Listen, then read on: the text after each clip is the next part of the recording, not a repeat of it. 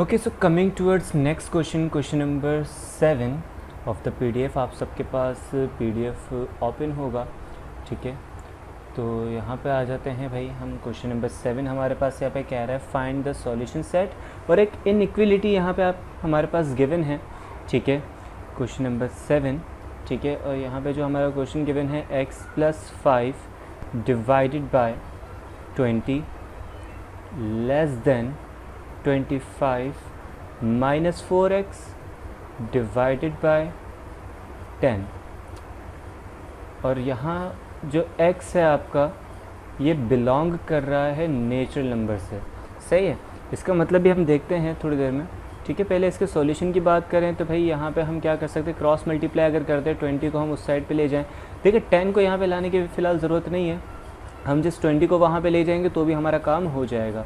तो x+5 will now less than 25 minus 4x, ठीक है, divided bye 10 and multiply by 20। Students 10 1 and 10 2 20, सही है। तो 10 देखे कम्प्लीटली कैंसिल आउट हो गया, हमें वहाँ ले जाने की 10 को ज़रूरत नहीं पड़ी, सही है। सो x+5, अच्छा यहाँ इक्वल्स टू लाजमी लगाइएगा, ठीक है। अच्छा जी, x+5 is less than, now 2 से मल्टीप्लाई करेंगे, सो it will be 2 25 50 minus 8x, ठीक है। 8x को हम लेफ्ट हैंड साइड पे शिफ्ट करेंगे, x plus 8x less than 50 minus 5। So students यहाँ पे हमारे पास वैल्यू आ जाएगी 9x लेस देन 45, ठीक है। यहाँ हम बराबर में इसका बाकी का सॉल्यूशन कर लेते हैं, 9 मल्टीप्लाई और वहाँ जाके डिवाइड हो जाएगा। सो x now less than 45 divided by 9। So students जानते हैं यहाँ पे हमारे पास आंसर क्या आने वाला है। यहाँ पे हमारे पास 9 1 ज़ा 9 5 ज़ा 45, सो it will B x is less than 5, सही है। अब इसका सॉल्यूशन सेट हमें बनाना है, जैसा क्वेश्चन नंबर 7 में हमें गिवन है, ठीक है। तो किस तरीके से बनाएंगे इसका सॉल्यूशन सेट। देखिए हमसे कह रहा है कि भाई जो आपका वैल्यूज़ है x की, वो बिलोंग कर रही हैं नेचुरल नंबर से, ठीक है। और हमें मालूम है कि x जो है वो 5 से कम आया है ना। यहाँ पे कह रहा है कि x जो है 5 से लेस देन है। तो लेस देन 5 हमारे पास कौन सा नेचुरल नंबर्स होते हैं भाई। लेस देन 5 हमारे पास 1 2 3 एंड 4 ये नेचुरल नंबर्स होते हैं। मतलब सॉल्यूशन सेट हमारा बन जाएगा 1 till 4 तक। तो काफ़ी इजी क्वेश्चन था ये, सही है। आगे मूव करते हैं हम नेक्स्ट क्वेश्चन की तरफ। Question number 8 solve by using quadratic formula, ठीक है। तो क्वेश्चन नंबर 8 है हमारे पास, इसमें इक्वेशन गिवन है 3x² plus 2x minus 9 equals to 0।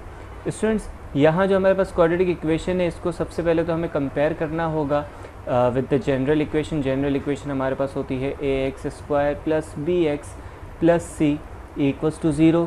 इसे कंपेयर करेंगे तो यहाँ पे लिखेंगे हम बाय कंपेयरिंग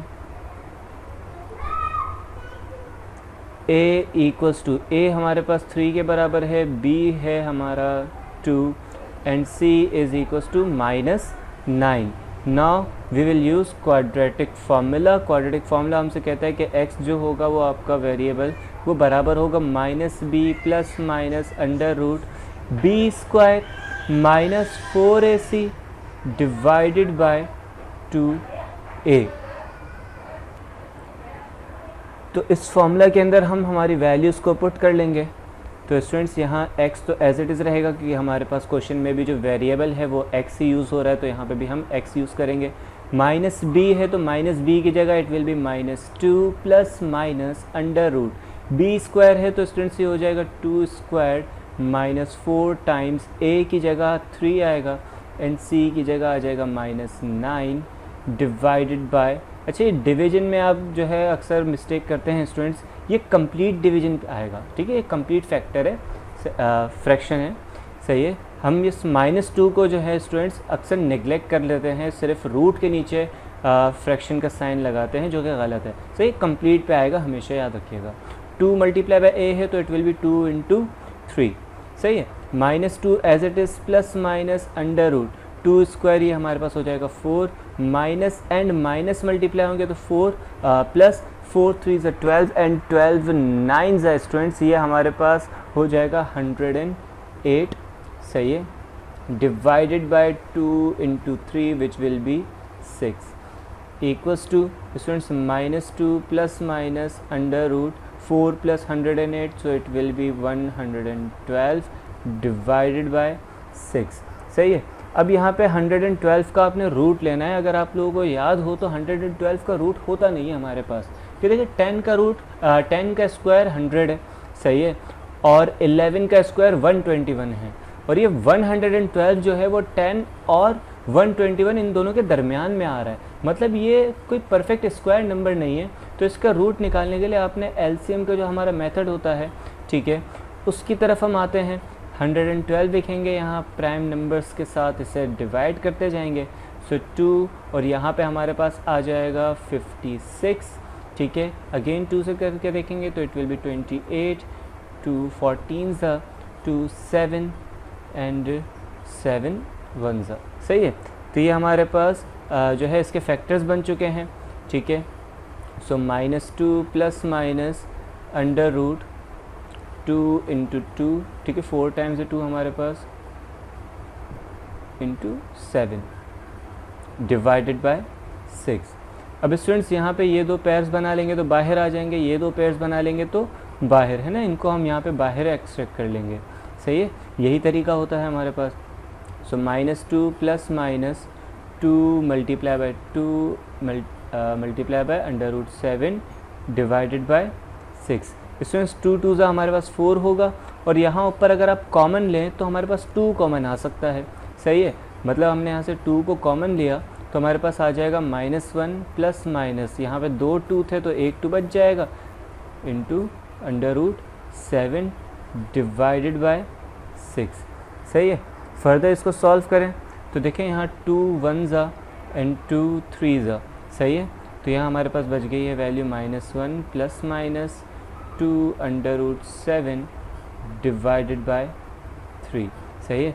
ये हमारे पास x की वैल्यूज़ हैं, तो इसका लास्ट में सॉल्यूशन सेट भी हम लाजमी बनाएंगे, सही है। सॉल्यूशन सेट के अंदर ये कंप्लीट वैल्यू आ जाएगी जो कि है -1 plus minus 2 under root 7 divided by 3। इसको फर्दर सॉल्व नहीं कर सकते, इसीलिए हम इसी फॉर्म के अंदर रख रहे हैं, और ये हमारे पास फाइनल इसका आंसर है, ठीक है। तो आई होप ये वाला क्वेश्चन भी सारे स्टूडेंट्स को क्लियर होगा। अब बढ़ते हैं हम क्वेश्चन नंबर 9 की तरफ, जो कि हमारा तो जो एक थ्योरम है इसकी तरफ हम बढ़ रहे हैं। अब सही में यहाँ पे नीचे स्पेस अपने पास क्रिएट कर लूँ। थ्योरम में स्टूडेंट्स हमसे कह रहा है, क्वेश्चन नंबर 9 है, इसमें यहाँ पे कह रहा है कि if 2 angles of a triangle are congruent. भाई एक ट्राइंगल है हमारे पास, ठीक है, हमें जस्ट इमेजिन करना है, क्योंकि आपके पास जस्ट क्वेश्चन दिया जाता है, आपको डायग्राम या गिवन वगैरह कुछ लिख के नहीं बताता, जस्ट आपको क्वेश्चन दे देता है, क्वेश्चन से ही आपने ये सारी डायग्राम्स जो है ड्रॉ करनी है, ठीक है, गिवन और आपने क्या चीज़ प्रूफ करनी है, वो सारी चीज़ें आइडेंटिफाई करनी होंगी। तो भाई यहाँ पे हमें जो ट्राइंगल की बात हो रही है, उस ट्राइंगल के अंदर 2 एंगल जो होंगे वो बराबर होंगे, कॉन्ग्रुएंट होंगे। देन अगर ऐसा है तो जो साइड्स हैं उन एंगल्स के ऑपोजिट, वो साइड्स भी क्या होनी चाहिए, वो साइड्स भी आपस में बराबर होनी चाहिए, ठीक है। अगर वो दोनों अगर उस ट्राइंगल के अंदर 2 एंगल्स बराबर हैं तो उनके ऑपोजिट के जो साइड्स हैं वो भी बराबर होंगी, सही है, ऐसा ये हमें क्वेश्चन के अंदर कह रहा है, ठीक है। तो सबसे पहले एक ट्राइंगल यहाँ पे ड्रॉ कर लेते हैं, ठीक है। पहली बार मुझसे अच्छी ड्राइंग हो रही है इस बोर्ड पे, तो बहुत अच्छी बात है, लेकिन ज़्यादा तारीफ़ करने की वजह से यहाँ पे देखें एक लाइन थोड़ी आगे बढ़ चुकी है, तो खैर इसको जाने देते हैं, इतना तो चलता है, सही है भाई। तो इस ट्राइंगल के अंदर हमारे पास जो वर्टिसेस आ जाएंगी वो आ जाएंगी A, B और C, सही है। हम सपोज़ कर रहे हैं कि भाई इसमें जो कॉन्ग्रुएंट एंगल्स की बात हो रही है वो ये वाले 2 कॉन्ग्रुएंट एंगल्स हैं, ठीक है। ये एंगल जो है ये बराबर है इस एंगल के, सही हो गया यहाँ तक। ये दोनों एंगल्स हमने सपोज़ कर लिया कि ये दोनों एंगल्स बराबर हैं। तो भाई गिवन की तरफ आते हैं स्टूडेंट्स। हमें गिवन क्या है, यहाँ पे हमें गिवन है in triangle ABC, in triangle ABC angle B is congruent to angle C, सही है ना। जो एंगल B है वो बराबर है किसके, एंगल C के, ठीक है। तो हमें प्रूफ क्या करना है, अगर ऐसा है तो हमें प्रूफ ये करना है, टू प्रूफ जो इनके ऑपोजिट साइड्स हैं, मतलब बी के ऑपोजिट जो साइड है वो ए सी है और सी के ऑपोजिट जो है वो ए बी है, मतलब ए बी की जो साइड है वो बराबर है ए सी साइड के। ये हमें यहाँ पे प्रूफ करके लेकर आना है। सही है। किस तरीके से करेंगे भाई? सबसे पहले तो यहाँ पे कंस्ट्रक्शन की तरफ आते हैं। हमने कहा कि हम कंस्ट्रक्ट कर रहे हैं, हम क्या चीज़ कंस्ट्रक्ट करेंगे? कंस्ट्रक्ट करेंगे हम draw a bisector AD, draw a bisector AD of angle A। हम एंगल A का एक बाइसेक्टर जो है वो ड्रॉ करेंगे यहाँ। सही है। तो ये जो एंगल A का बाइसेक्टर है, यहाँ से इसको ड्रॉ कर लेते हैं। सही है। अब ये जो एंगल A का बाइसेक्टर है ये कहाँ तक ड्रॉ होगा? ये हमारे पास BC की लाइन पे जा रहा है। सही है। BC लाइन, यहाँ पे एक वर्ड आएगा, ठीक है, मीटिंग BC एट पॉइंट, सही है, एट पॉइंट D। यहाँ एक पॉइंट हम ले लेंगे, पॉइंट D। सही है। यहाँ तक बात आएगी, सारे स्टूडेंट्स को क्लियर होगी। अब क्योंकि ये हमारे पास एक बाइसेक्टर है, ठीक है ना, ये हमारे पास क्या है? एक बाइसेक्टर है। तो भाई बाइसेक्टर के अंदर हम क्या कहते हैं कि जब भी हम एंगल का बाइसेक्टर बनाते हैं तो उस एंगल के दो इक्वल पोर्शंस बन जाते हैं। एक ये पोर्शन होगा, एक ये पोर्शन होगा। इस पोर्शन को मैं P का नाम दे रहा हूँ, इस पोर्शन को मैं Q का नाम दे रहा हूँ। ठीक है। अब आप कैपिटल रख ले तो ज़्यादा ही बेहतर है, स्मॉल ना रखे भाई। सही है। तो यहाँ पे मैंने capital P and capital Q का नाम मैंने दे दिया जस्ट फॉर द ईज। सही है भाई। आगे बढ़ते हैं यहाँ।